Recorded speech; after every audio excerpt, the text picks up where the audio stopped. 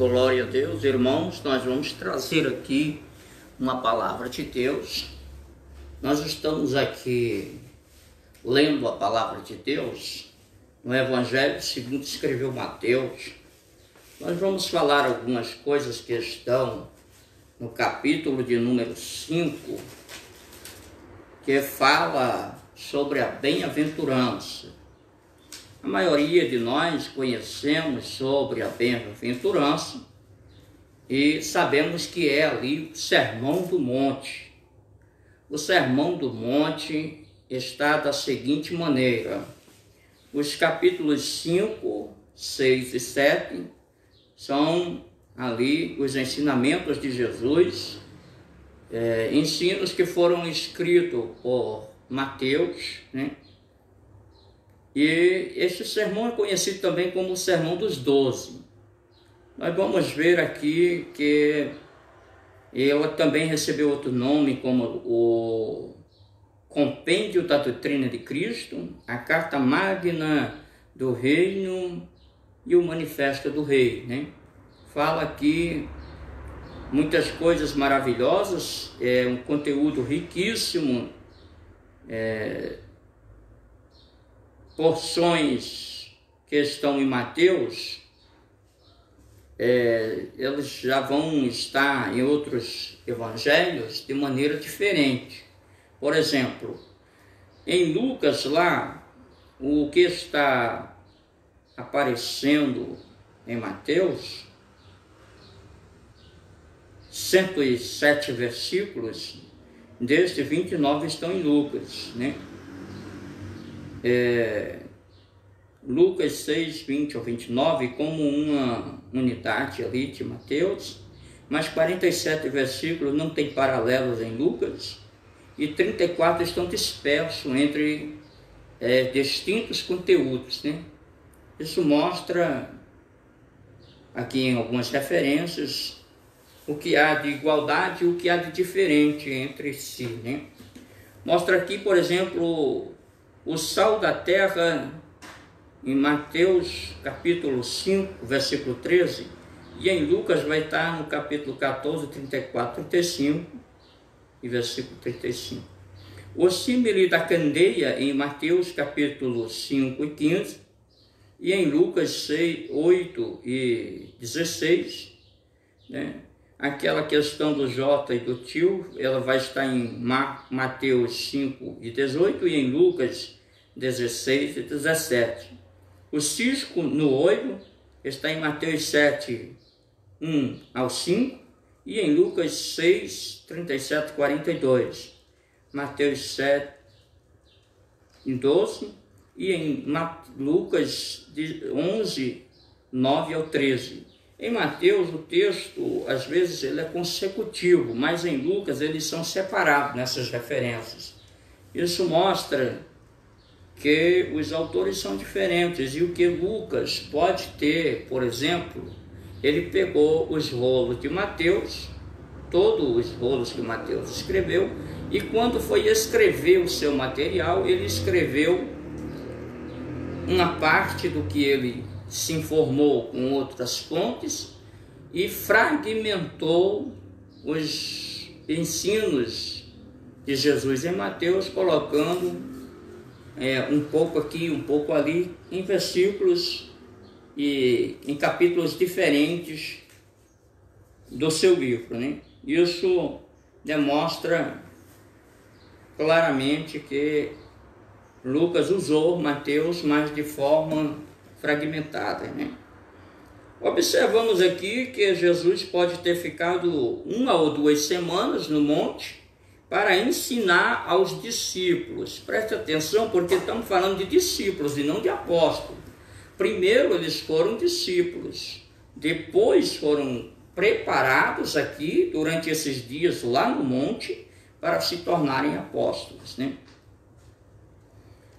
Jesus, vendo a multidão, subiu ali ao monte para ensinar, porque ele sabia que a seara era grande, poucos eram os ceifeiros, foi ensinar, preparar aqueles homens para serem apóstolos, né? E abriu a sua boca e ensinava. Quem foi que foi até Jesus? A Bíblia diz que vieram a ele os seus discípulos, né? Essa questão assim de dizer que ele estava sentado e ensinava, ele estava ali exatamente fazendo o que fazia um professor ou um rabino, que ensinava sentado da sua cadeira, né? O Papa antigamente ele fazia os seus pronunciamentos sentado numa cadeira, né? Ex-catedra, né?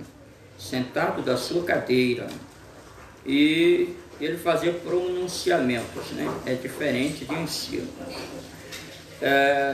Observamos aqui que Jesus, quando abriu a sua boca para dar o ensino, ele não só ensinava, mas o que estava nos rolos, mas ele também abriu o seu coração para falar o que ele queria que os discípulos aprendessem e passassem a fazer quando estivessem no seu apostolado, né? Então o pronunciamento de Jesus era grave e era solene porque estava preparando os futuros apóstolos. Nós vemos aqui o nome bem-aventurança, que é chamado em grego de Macarios, né? É o grego feliz e abençoado, né? Temos aqui a palavra grega seria aceré, que é a expressão muito comum no Antigo Testamento, por exemplo, no Salmo 1 e versículo 1, né? Os gregos tinham dizer ali, por exemplo, de chamar a ilha de Chipre de Gemacária, quer dizer, ilha feliz, né?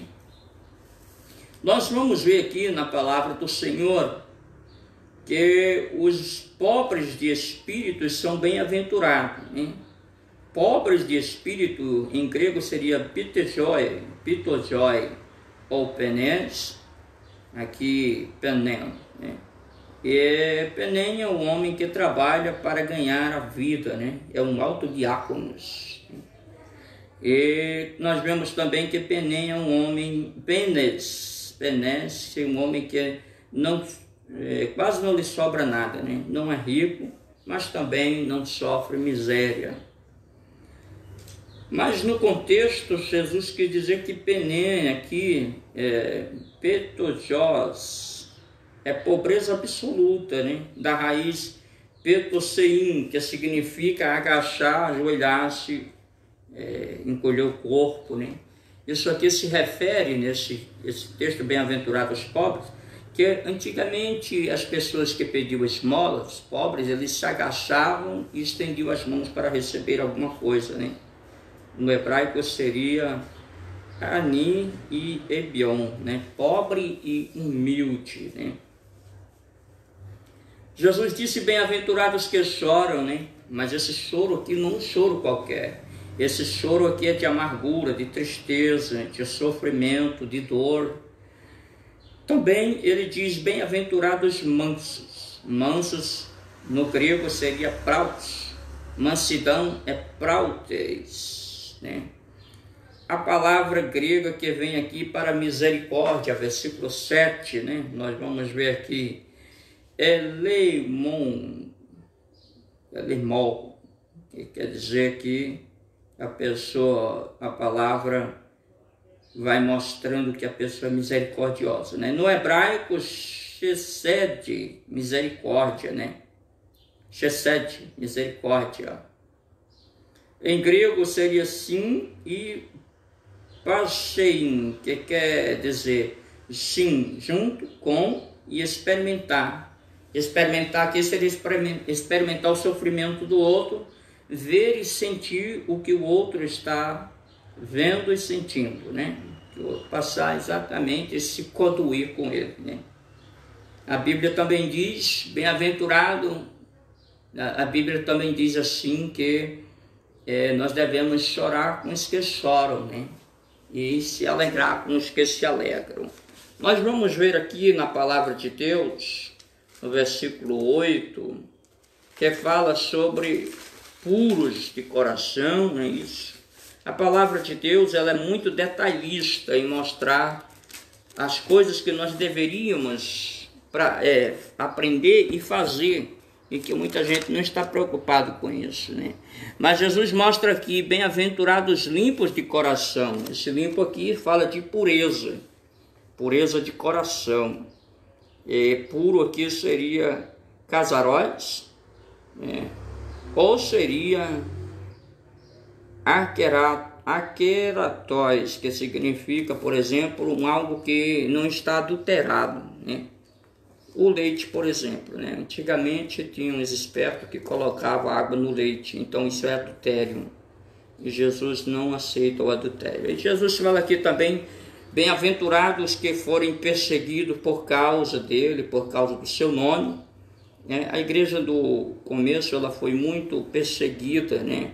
Foi acusada de canibalismo, quer dizer, quando a gente praticava a ceia, os cristãos praticavam a ceia, eles diziam que estavam comendo a carne de Jesus e bebendo o seu sangue. Na verdade, comer é apenas e beber é símbolo. O pão é símbolo do corpo e o sangue o vinho, o suco de uva, é símbolo do sangue de Jesus Cristo. É somente simbólico, né? Jesus disse que nós somos o sal da terra e a luz do mundo, né? O sal da terra, nil utilis soliete sale, quer dizer, nada é mais útil que o sal e o sol, né? O sal dá a ideia de pureza, de preservação, né? Do sabor. A luz do mundo, a luz deve ser vista, né? A luz, ela serve de guia, a luz serve de advertência. Nós vemos aqui que a palavra de Deus vai mostrando o caminho que devemos traçar, que vai dar as condições de nós sermos cada vez melhor diante de Deus. Bendito seja o nome do Senhor. Observamos aqui que no versículo 16, Mateus 5,16, Jesus disse que a nossa luz tem que brilhar diante dos homens, né? A luz tem que brilhar, e muitas vezes nós percebemos que parece que tem luz por aí que está apagada, né? Essa palavra adiante dos homens, a palavra adiante seria gasós, né? A qual se define como bondade direta de alguma coisa, né? Ou calóis, que significa algo bom e belo. Ou seja, a nossa luz tem que ser uma luz boa, né? A nossa luz tem que ser bela. Nós não podemos ter uma luz com defeito, né? Não alumia, a luz que clareia, mas não alumia. Ninguém está vendo nada, né? É ruim para a visão da gente. E essa vista que as pessoas têm que ter, elas têm que ver Jesus em nós, né? O Senhor Jesus, ele disse que não veio diminuir, esconder ou acabar com a lei. Ele disse, eu vim para cumprir a lei. E essa palavra cumprir é plerosai, encher e completar. Plerosai, do grego plerosai, diz aqui que Jesus veio cumprir e completar ali a lei, né? Se faltava alguma coisa, ele completou, ele encheu aquela medida ali. Ainda mais que isso, ele disse que nem um Jota, né? Iota, e nem um tio seria omitido da lei, né? E o tio, né? O tio aqui seria em hebraico Keraia, né? Kebaia. Literalmente, chifrezinho era o sinal que distinguia certas consoantes do hebraico, né? O delet do reis e o bet do cap. Então, o J e o tio são expressões pequenas que denotam que jamais Jesus tiraria alguma coisa da lei. Ele veio cumprir os mínimos detalhes da lei. Observamos aqui que a palavra do Senhor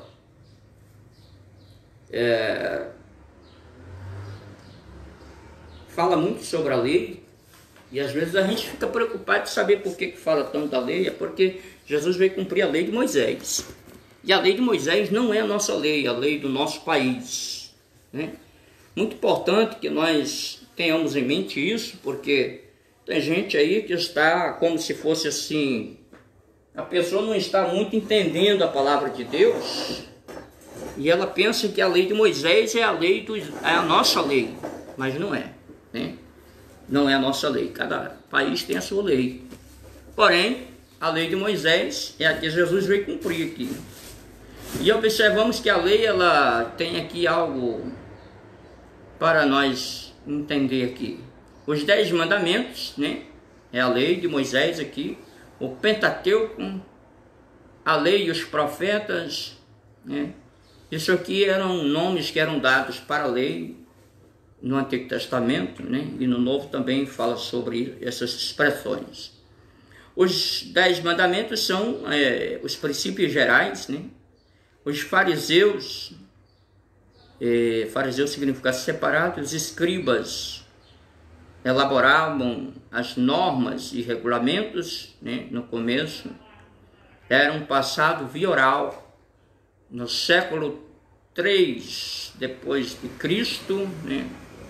E se escreveu e se codificou um resumo conhecido como Mishnah,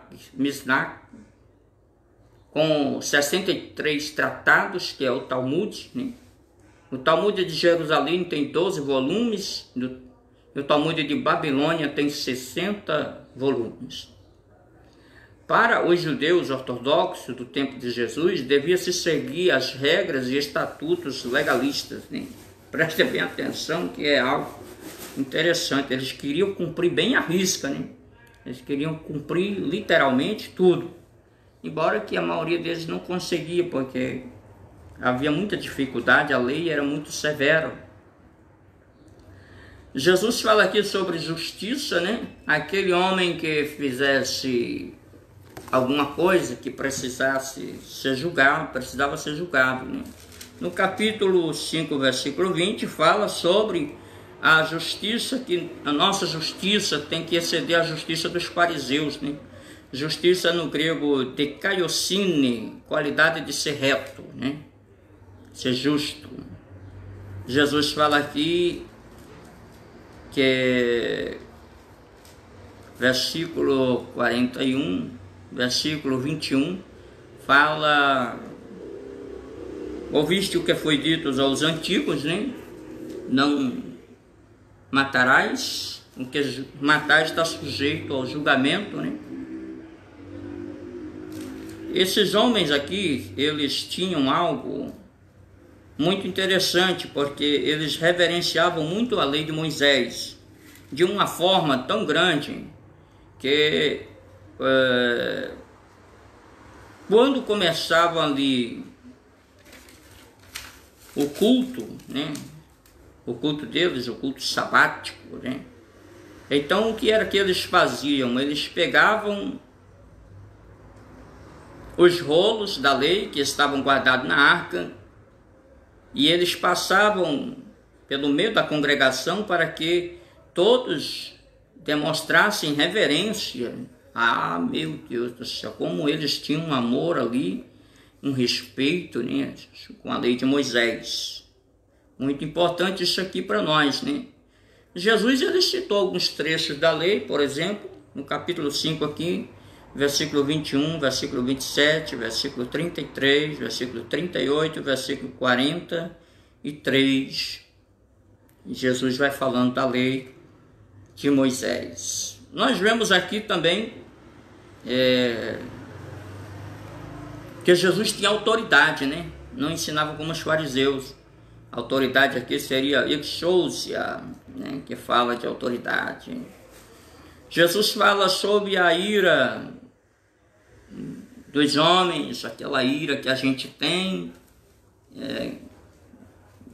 Pode ser uma ira repentina, chamada de zumos, né? É como um fogo de palha que se apaga rapidamente. O orger é ira prolongada, que gera ódio, né? Pessoas que dizem assim: eu morro e não perdoo, né? fica com aquela ira ali no coração guardada, e nós precisamos perdoar, né? O julgamento daqueles que tinham determinadas iras, que chamavam seus irmãos de louco, por exemplo. Louco significa aqui tolo, raca. A pessoa que chamava seu irmão de tolo, ele era réu do fogo do inferno. E ele passava por um julgamento, né? Esse julgamento, o tribunal, ele era 3 juízes em povoados, até 150 pessoas, 7 juízes nas cidades províncias e 23 nas cidades capitais, né? Mas, mesmo ele julgando, Tiago diz que a ira do homem não produz a justiça divina, né? Então, seria réu do fogo do inferno, como Jesus disse aqui. Jesus disse que eles eram réu do fogo do inferno, Geena, ou Geimon, quer dizer inferno, ou Vale de Imon, quer dizer, este Vale de Imon é um vale profundo que ficava ao sul de Jerusalém. No tempo de Manassés, alguns judeus sacrificavam seus filhos a Moloque, um deus do fogo, queimavam no fogo. Finalmente, esse lugar se tornou em depósito de lixo, de colocar carcaça de animais mortos e criminosos executáveis, né? O fogo e a fumaça incessantes criaram uma ideia de um castigo eterno. Então, aqui Jesus usou essa metodologia de ensino, né? Nós vemos que Jesus fala sobre aqui as situações de adultério, né? Adultério é terrível. Que antes nós vamos falar aqui do tolo, que o tolo, ele, em Israel, se alguém chamasse uma pessoa de tolo, era muito grave. Tolo, no caso, era nécio, louco. E se o desprezo, que mostrava desprezo, né, pela pessoa, o desprezo era julgado pelo sinédrio. O sinédrio era composto de 71 homens anciãos, né, geralmente mestres, rabinos, conhecedores da lei. O sinédrio julgava, né? Se refere ao homem que chama Moróis, nécio ou tolo, né? Existe um tolo que ele se fazia de tolo porque ele se levantava contra Deus e dizia no seu coração: não existe Deus, né? Então ele era um homem tolo. Em Mateus 5, 23, 24, a oferta era levada ao sacerdote. Se alguém tivesse um pecado, tinha que levar uma oferta para pedir perdão ali, confessar os seus pecados, né?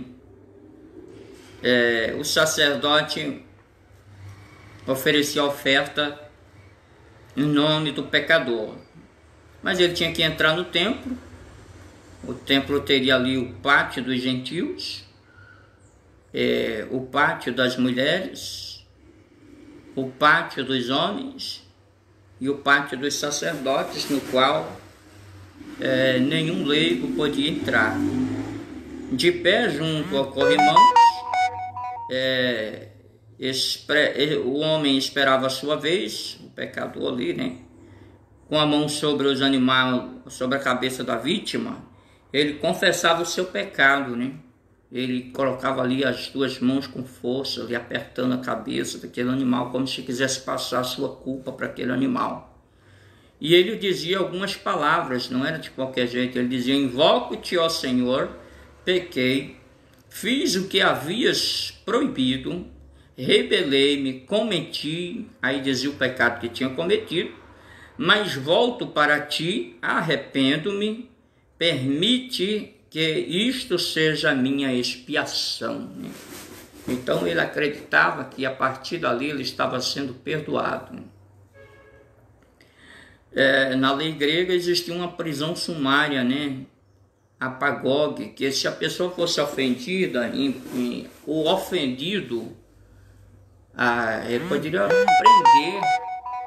ele poderia prender o ofensor se fosse em flagrante adultério. Preste bem atenção, né? Só se fosse em flagrante, né? Não é flagrante adultério, mas é um flagrante de ofensa, né? E nós temos que ter bastante cuidado para não misturar as coisas, porque essa lei aqui era grega, não era a lei hebraica, né? A lei grega dava o direito da pessoa ofendida em flagrante, ela ser, nesse flagrante aqui, de ofensa, de ser chamado de tolo, de louco, ele mesmo prendia ali, né? Jesus fala sobre o adultério, né? Em Levítico 20 e versículo 10, diz que os adúlteros eram mortos apedrejados, tanto o homem como a mulher, autuado em flagrante adultério, se fosse pegos, né? Porque vem aqui também os versículos que falam também sobre o escândalo, né? Escandalon em grego, né? É algo que leva a pessoa à destruição, né? Se a pessoa se escandalizasse ou alguém fizesse algo que ela se escandalizasse, que levava à destruição, Jesus diz aqui que a pessoa seria punido, mas vou te falar que a lei aqui ela era tão boa, né? Porque muitos não usam a lei legitimamente, como disse Paulo. Hoje muita gente está levando as coisas do jeito que quer, né? Versículo 31 e 32 fala sobre o divórcio, que Deus, em Malaquias 2:16, a palavra diz que Deus odeia ali o divórcio, né? Mas tem algo interessante na lei, porque a própria lei de Israel dizia que se o homem casasse e não gostasse ali, ele poderia traçar ali a sua carta de divórcio e entregar na mão da mulher, né? Justificando o motivo pelo qual ele não queria mais aquele casamento. Isso é importante, né? E aí houve contenda ali por causa desse negócio de divórcio, muitas vezes deu vários problemas.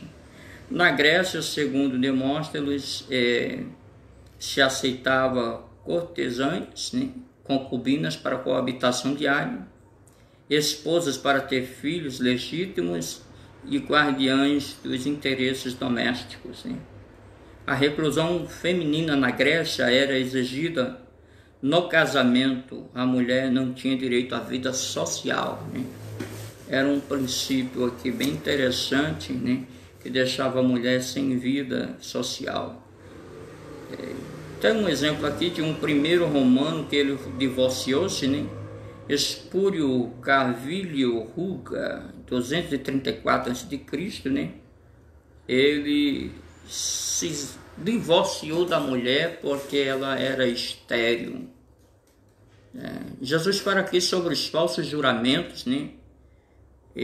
Que não agradam a Deus, porque, por exemplo, o trono de Deus tem os seus pilares, por exemplo, a justiça, a verdade e paz, né? As pessoas poderiam ser excluídas da presença de Deus no caso de serem zombadores, hipócritas, mentirosos e caluniadores, né? Nós vemos também aqui a respeito dos votos, né? Que quem faz um voto tem que cumprir o seu voto. Número 30, versículo 2, Deuteronômio 23, 21 a 23, né? Tem aqui a lei do dente por dente e olho por olho. Mateus, nós estamos aqui 5, 38, 42. Lex taliones, reciprocidade direta, né? Você ofendeu o olho de alguém, tira o seu olho. Se você matou um animal, tem que pagar com um animal, né? E assim é o dente por dente, olho por olho. Cada um pagava de acordo com o que fez, né? Nós vamos ver aqui também na palavra de Deus que nós temos aqui, se alguém pedir a tua túnica, né? Chiton, é uma camisa usada por debaixo da roupa, deixa levar também a capa, né?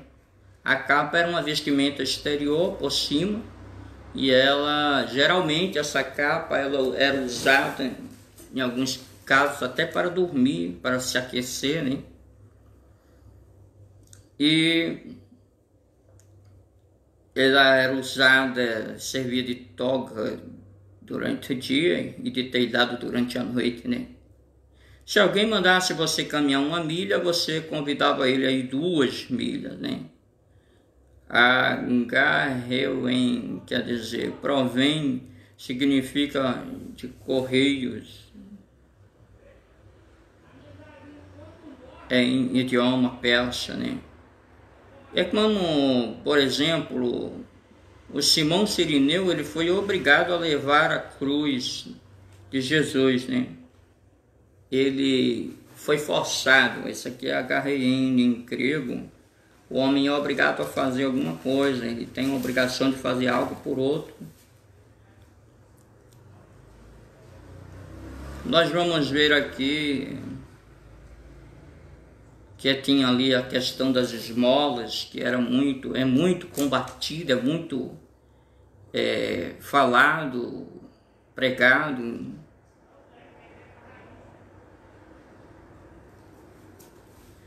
O Senhor Jesus fala aqui sobre as dádivas, que é no 7º ano, porque o 7º ano era um ano de descanso para a terra.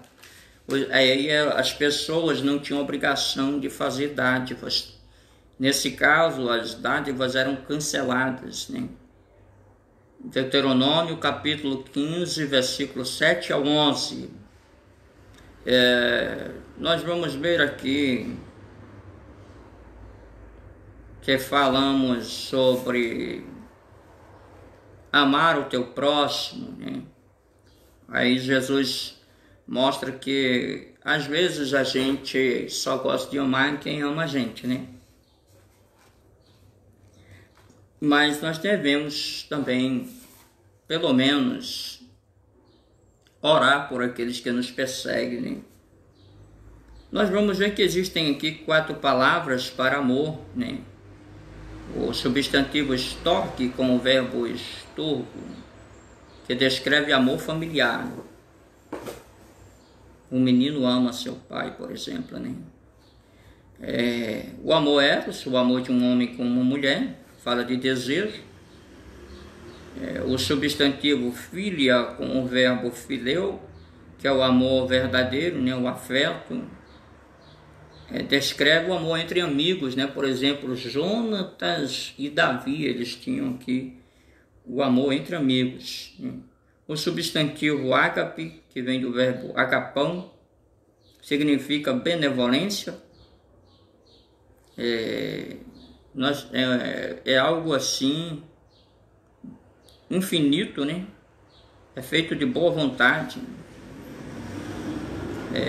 Nós temos que aprender sobre questões de amor verdadeiro, esse ágape, o agapão, um amor que nunca se acaba, e é um amor que tem a ver com Deus, né? Que a Bíblia diz que Deus amou o mundo de tal maneira que deu seu Filho unigênito para que todo aquele que nele crê não pereça, mas tenha a vida eterna. A Bíblia nos ensina a sermos assim perfeito como era perfeito o nosso Pai que está no céu, para não fazermos como os fariseus faziam, né? Essa palavra perfeitos aqui, né, é teleios, vítima adequada para o sacrifício. Telos, né, do grego, substantivo, fim, meta, propósito, objetivo, né? Então, temos que ser perfeitos. Quando Deus chamou Abraão, ele disse também a Abraão: anda na minha presença e ser perfeito. Isso é importante para nós seguirmos essas metas aqui. Nós vamos ver aqui no capítulo de número 6, nós vamos ver aqui 3 oportunidades de recompensa, né? Nós vamos ver no capítulo de número 6, versículo 4, versículo 6 e versículo 16, né? As recompensas que nós podemos receber de Deus. versículo 4, diz assim: para que a tua esmola fique em secreto. Então, para você receber uma recompensa, quando você dá uma esmola, tem que ficar calado, não pode sair dizendo que deu. No versículo 6 diz: tu, porém, quando orares, entra no teu quarto, né? Para depois receber a recompensa. No versículo 16 diz: quando jejuares, não mostres constritado como os hipócritas, né? Tem que ficar, tomar o seu banho, lavar o seu rosto, ficar tranquilo e não precisa demonstrar para ninguém, né? Existem alguns que já foram recompensados e que não vão mais receber recompensa, né? Mateus 5, 12, 10, 41, Mateus 25, 14 ao 30, né? Mateus 6 e 1 diz que para os judeus as 3 principais obras da vida religiosa eram esmolas, orações e jejuns. Isto era a coluna da vida para eles, né? A igreja já é diferente, a igreja é coluna e firmeza da verdade, né? A Bíblia diz que Tiago tinha os joelhos calejados de orar, né? Haviam 3 grupos já recompensados, isso nós já falamos, né? Mateus 6, 2, 5 e 15, que esse pessoal aqui, ele já recebeu a recompensa dele. A recompensa é chamada de galardão, né? A palavra apexeim, que significa receber a totalidade do seu pagamento, né? Era um recibo assinado com o nome da pessoa, né? Recebi tal soma, né? Apeço quer dizer recebi. É como se fosse uma nota promissória que a gente assina, uma ficha que você vende alguma coisa e carimba lá com o carimbo de pago, né? Quer dizer que recebeu. Mateus 6, 2 ao 4, Kedesaque, quer dizer, a esmola, ela tinha um sentido de justiça, né? Da esmola é uma forma de ser justo. Mateus 6, 5 ao 8, a oração para os rabinos, diziam que a oração era a coisa mais importante, é mais importante que as boas obras. As orações para os rabinos eram mais importantes. Isso é muito interessante porque hoje quase ninguém quer mais orar, né? Mas nós vemos aqui que esse povo foi recebendo ensino, esses 12, para saber o valor da oração. As orações dos judeus eram repetidas, o Shema, né? O Shema consiste em 3 passagens bíblicas: Deuteronômio 6, 4 ao 9, 11, 13 ao 21, né? Isso fala do Shema. Números 15, 37 a 41. Shema é o imperativo do verbo que em hebraico significa ouve, que a oração era feita: ouve, ó Israel, o Senhor nosso Deus é o único Senhor. Esse aqui é o Shema judaico, hebraico, né? Vai começando por aqui. O Shema deveria ser citado por todos os judeus, manhãs e tardes, integralmente, né? Ou mais cedo, por quanto possível, né? Ou então, enquanto houvesse luz para se discernir entre o azul e o branco. Outros rabinos falam que enquanto pudesse se discernir entre o azul e o verde, né? Um certo rabino chamado Eliezer. Isso era antes das 9 da manhã e às 3 da tarde. Em qualquer lugar que eles estivessem, eles tinham que citar o Shema. A segunda oração dos judeus diariamente era o Shemone Esen, que quer dizer as 18 orações, né? Eram breves orações, sendo parte do culto nas sinagogas. A lei dizia que o Shemone Esre devia ser citado 3 vezes por dia, né? Manhã, tarde e noite.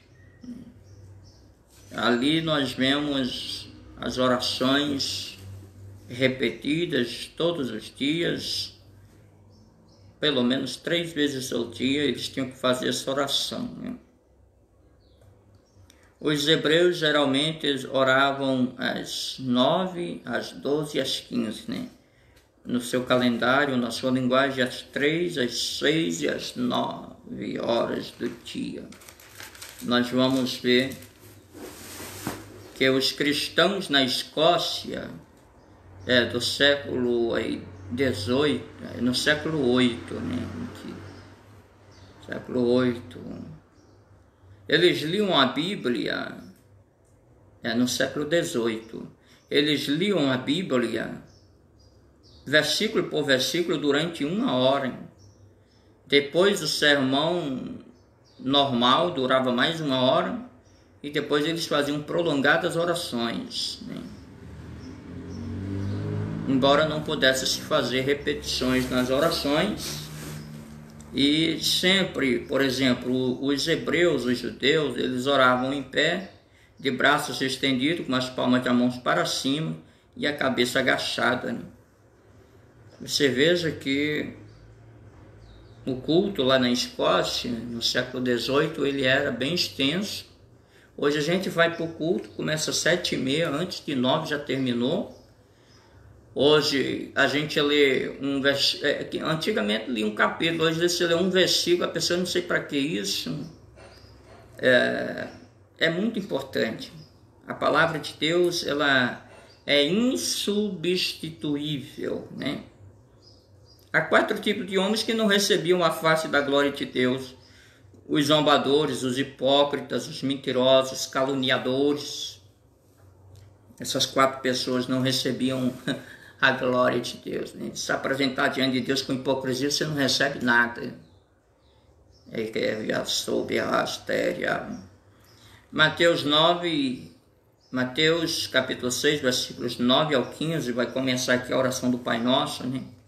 As 3 ordens, tem 3 sessões aqui falando para Deus, para a glória de Deus e para nós, né? São assim 9 expressões de ordens aqui no Pai Nosso, né?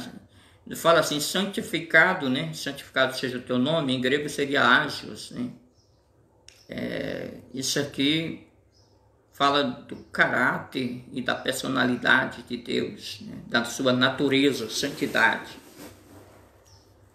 Estamos lhe santificando. Existem como atributos divinos, né? A santidade, justiça e amor. Seja feita a tua vontade, isso quer dizer que nós não podemos orar para distorcer.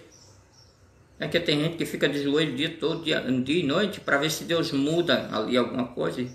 E a Bíblia nos ensina a fazer a vontade de Deus. Ser feita a vontade de Deus na oração do Pai Nosso. Seja feita a tua vontade, assim na terra como nos céus, né? Em Romanos capítulo 8, 32 também nos ensina sobre a vontade de Deus, né? E o pão nosso representa Jesus Cristo, né? Que ele disse: eu sou o pão que desceu do céu. E aqui fala o pão nosso de cada dia, seria o grego epiosios, né? O pão cotidiano. É como se fosse o maná lá no deserto que foi dado para o povo de Deus durante 40 anos, né? Epiosios. Todo dia nós temos que ter o pão, manutenção diária, né? Café, almoço, janta. Fala aqui do perdão, né, dos nossos pecados. Muita gente ora, mas não pede perdão. Tem gente que diz que não peca, né? Aí já faz a própria palavra de Deus e o próprio Deus de mentiroso. A palavra pecado seria aqui amártia, né? Terra ao alvo. Poderia ser parabases, né? Cruzar outro lado, ou seja, sair do lado do bem para o lado do mal. Parapiton, quer dizer, um escorregão, escorregou aí em alguma coisa, né? Fez alguma coisa errada. Anomia, quer dizer, agir fora da lei. Isso aqui é a lei de Deus, né? E a 5ª palavra, ofeilema, quer dizer dívida. Ofelema é dívida. Você está...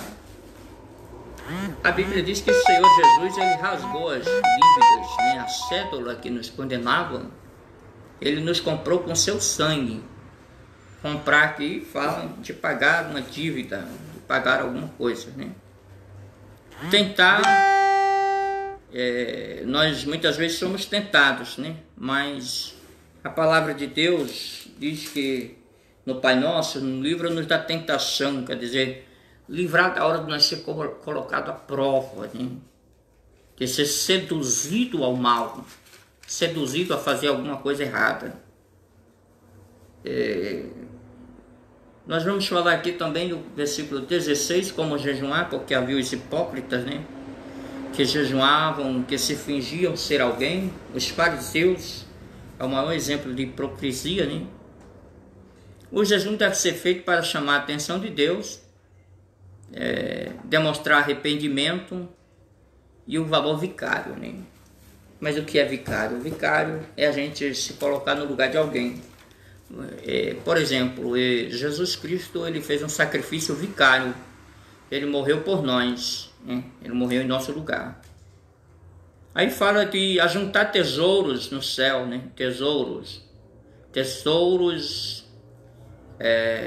Fala sobre aqui a ferrugem, as traças que destroem, né? Ferrugem seria próxis, ferrugem, óxido de ferro. Fala de roubar alguma coisa da gente, né? Quanta gente estão querendo roubar de nós? Roubam o nosso lugar. Tem gente querendo roubar, até rouba dinheiro, rouba nos contratos, roubam na... Tem gente que rouba até a mulher do outro, né? Incrivelmente tem esse demônio por aí. O sangue de Jesus tem poder, ou melhor, o nome de Jesus tem poder. O sangue de Jesus perdoa todos os nossos pecados, né? Aí fala sobre o olho, né? Que o nosso olho, ele tem um poder muito grande. Ele demonstra quem nós somos, né? Fala sobre as riquezas, mamon. Mamon quer dizer riquezas em grego, né? E aqui, na verdade, o Senhor não quis dizer que é proibido ser rico, mas ele quis dizer aquele que é escravo, é servo. Aqui em grego é doulain, quer dizer ser escravo da riqueza. Uma vez eu ouvi uma história de um homem que disse: ou eu vou enriquecer ou eu vou ficar louco. Se eu não ficar rico, eu fico louco, né? Isso aí é escravo mesmo, né? Nós vemos que nós não podemos servir a dois senhores. Senhor em grego é kurios, né? É o homo absoluto, é o Senhor da sua vida e morte, né? Se nós servimos a Deus, nós não podemos ser escravo da riqueza. Nós temos que ter tudo o necessário, porém não podemos viver estressadamente dia e noite, trabalhando, comprando, vendendo, negociando e não para fazer mais nada. É só riqueza, só dinheiro, só coisas materiais, né? Nós vamos ver aqui que Jesus fala de alguns ladrões que roubam as riquezas, né? Tem gente que ajunta dinheiro, aí de repente vem uma série de destruidores e levam o seu dinheiro. Isso aí é como se fosse um trabalho que não resultou em nada, né? Nós temos que ficarmos alegres por aquilo que Deus faz por nós, né? Por exemplo, Deus deu a vida, e a vida é mais importante do que qualquer outra coisa. Será que Ele não pode nos dar tudo que nós precisamos? As aves dos campos, elas não trabalham, mas você prestou atenção, nunca morrem de fome. A preocupação com o crescimento, será que porque eu me preocupo com algo, eu vou conseguir crescer? Essa preocupação é uma preocupação que não me deixa dormir, é um aperreio, é um desespero na alma, na mente da gente. O cérebro fica funcionando, aí não consegue dormir, não consegue desligar, né? A Bíblia diz: buscai primeiro o reino de Deus e a sua justiça, e as demais coisas serão acrescentadas, né? Esse momento aqui, Jesus ensina que nós não devemos nos preocupar com o dia de amanhã, porque cada dia traz o seu mal. Esse mal aqui em grego é kakos, significa dificuldade, né? Nós vamos entrar em Mateus capítulo 7, né? Que fala que nunca conhecemos todas as coisas e é impossível nós fazermos um julgamento correto se não conhecemos tudo, né? Porque no versículo que diz, não julgueis para que não sejais julgados, está falando exatamente que nós temos que ter muito cuidado com esse negócio de julgar os outros, né? Nunca nós também somos bons o suficiente para julgar alguém. Esse julgamento aqui não é julgamento de tribunal de justiça em qualquer nação. Esse julgamento é julgamento pessoal. Você vê uma pessoa na rua e você fala, fulano deve ser muito ruim, ou fulano deve ser muito rico, ou fulano deve ser muito feliz, ou fulano deve ser muito infeliz. Você não pode julgar, hein? Fulano fez isso, é certo ou é errado? Isso não lhe compete, deixa que cada um cuida de si mesmo, né? O Senhor Jesus, ele fala sobre dar aos cães as coisas sagradas, né? Que cães aqui seriam pessoas incircuncisas, pagãos, gentios, que não tinham comunhão com Deus naquela época. E quando fala das coisas sagradas, é um ensinamento que no Didaquê, que é o livro dos 12, os ensinamentos dos 12, alguns dizem que esse livro foi escrito mais ou menos 100, outros dizem 120 anos depois de Cristo. E ele mostra que a ceia só era dada aos que fossem batizados em nome do Senhor.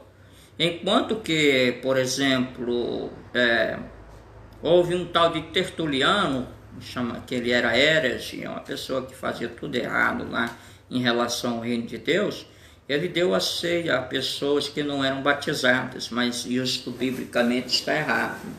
Logo na conversão, o Senhor Jesus disse, quem crê e for batizado será salvo. Então é necessário nós obedecermos às regras que o próprio Jesus estabeleceu, né? Mas aqui houve homens malignos que deram a ceia a quem não era batizado, né?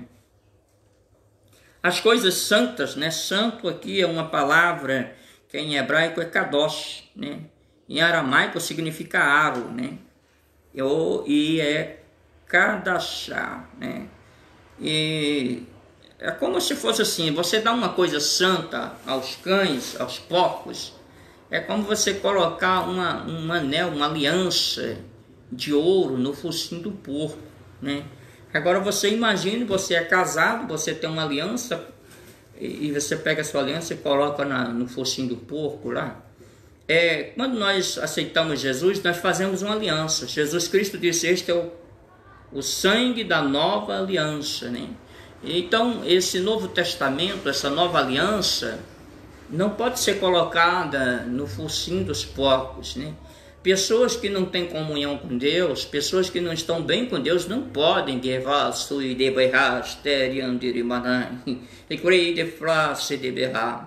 as pessoas que não têm comunhão com Deus não podem participar da ceia.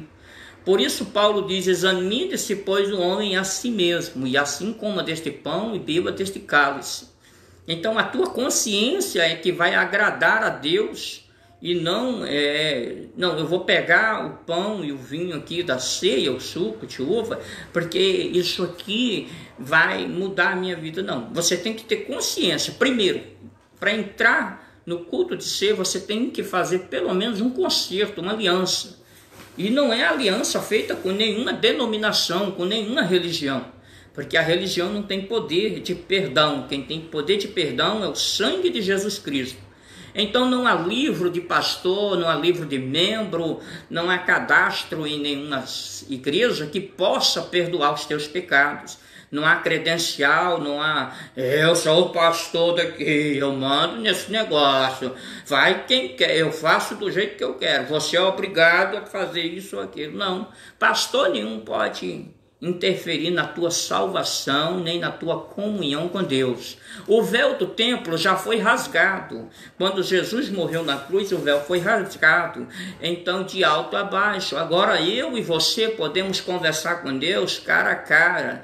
Nós podemos entrar no santo dos santos. Amém? Então, você não precisa de pastor para dizer se você toma ou não toma a ceia. Se você sente comunhão com Deus, se você pediu perdão dos teus pecados naquela hora ali do culto, você tem comunhão com Deus e está apto a tomar a Santa Ceia. Bendito seja o nome do Senhor Jesus. Mateus 7,11, né? Jesus disse: qual é o pai que pede? O filho pediu um peixe e ele lhe deu uma serpente. Na verdade, a serpente aqui poderia ser um peixe chamado enguia, que é um peixe que tem barbatanas, né? E em Levítico, capítulo 11, versículo 12, os animais que tinham na água barbatana não poderiam ser comidos, né? É um animal imundo. Versículo 12, façam para os outros aquilo que você quer que alguém faça para você, né? É muito importante isso aqui. No capítulo 7, versículos 13 e 14, diz assim, a diferença entre os dois caminhos, o caminho largo, né? Aqui fala, bendito seja o nome do Senhor, capítulo 7, versículos 13 e 14, né? A entrada da porta e o caminho largo e a porta e o caminho estreito aqui, né? Que fala de Jesus Cristo, né? Das dificuldades que nós passamos, o caminho estreito, porém é um caminho seguro que leva ao céu. Jesus Cristo disse: eu sou o caminho, a verdade e a vida, e ninguém vem ao Pai a não ser por mim, né? E que o homem deve refletir antes de tomar a decisão qual caminho ele vai trilhar, né? Fala aqui dos falsos profetas, né? Os falsos ensinadores que trazem muitos problemas. E o profeta Jeremias teve problemas com alguns lá, o profeta Ezequiel também fala de príncipes, Sofonias também, de pessoas falsas no reino de Deus, né? Observamos que Jeremias estava profetizando e Ananias disse que o Espírito do Senhor não tinha saído dele e se colocou contra Jeremias, né? Que Jeremias tinha profetizado os 70 anos do cativeiro e ele falou: não, isso aqui no máximo 2 anos está resolvido, né? Porém Jeremias disse: tu vai morrer, e ele morreu porque levantou falsa profecia e enganou assim o povo de Deus, né? E fala aqui, nós somos colocados como ovelhas no meio de lobos, né? Isso fala aqui de pessoas que querem nos enganar, muitas vezes com falsos ensinos, com falsas palavras, com coisa que não está dentro da palavra de Deus, com distorções. Tem muita gente distorcendo aí a palavra de Deus, dizendo coisas que não é verdade, simplesmente porque criou um estatuto para ser manipulado a seu bel prazer, para fazer o que quer, distorcendo, né? Tem muita gente aí escravo de religiões, de denominações evangélicas mesmo, pastores que obrigam você a fazer coisas que não estão na palavra de Deus. Então, meu irmão, estuda a palavra de Deus, lê a palavra de Deus, aprende para você se livrar dos lobos devoradores, dos mercenários. Lembra lá de João, capítulo de número 10, Jesus disse que o mercenário, quando ele vê vir o lobo, o ataque, e sabe o que ele faz? Ele abandona o rebanho. Mas o bom pastor, ele dá a vida pelas ovelhas, né? Nós vemos que existe aqui o poder da hospitalidade. No Didaquê ensinava, você poderia dar 3 dias de hospitalidade a uma pessoa, né? Para ela ficar na sua casa, para benefício da vida religiosa, né? Mas nós podemos ver que existem alguns mestres que eles se perdem no interesse, porque eles querem ter ganho, isso aqui é lucro em dinheiro. Às vezes eles querem ter prestígio, mostrar que mandam, mostrar que eu mando, né? Esses dias um filho de Satanás endemoniado disse até aqui por aqui: eu sou o presidente do chefe de todos os pastores. É filho do cão mesmo, filho de Satanás endemoniado. E existem aqueles que querem expor suas próprias ideias, né, desviados da palavra de Deus, né, já apostataram da fé, colocam as suas ideias acima de tudo, né?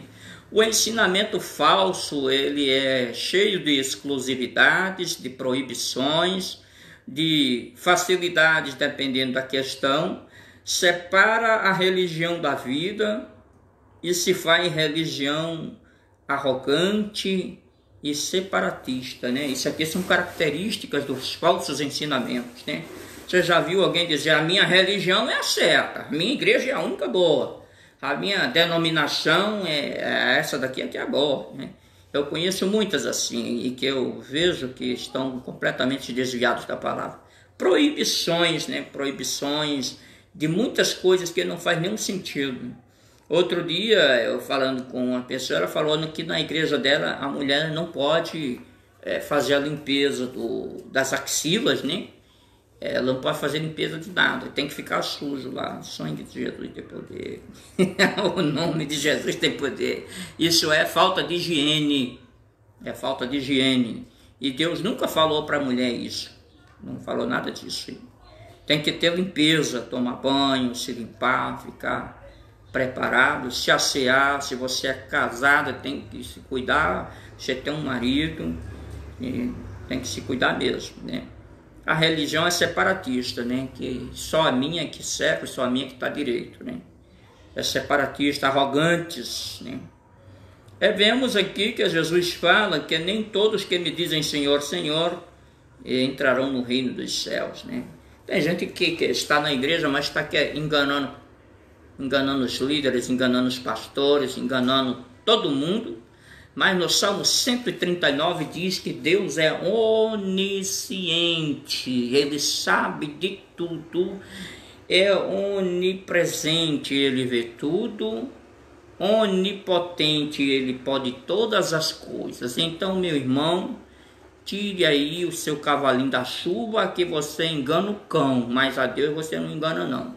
Você engana quem você quiser, a tua mulher, o teu filho, o teu patrão, mas a Deus você nunca vai enganar. Provérbios diz, 15:3, os olhos de Deus estão em todo lugar, contemplando os maus e os bons.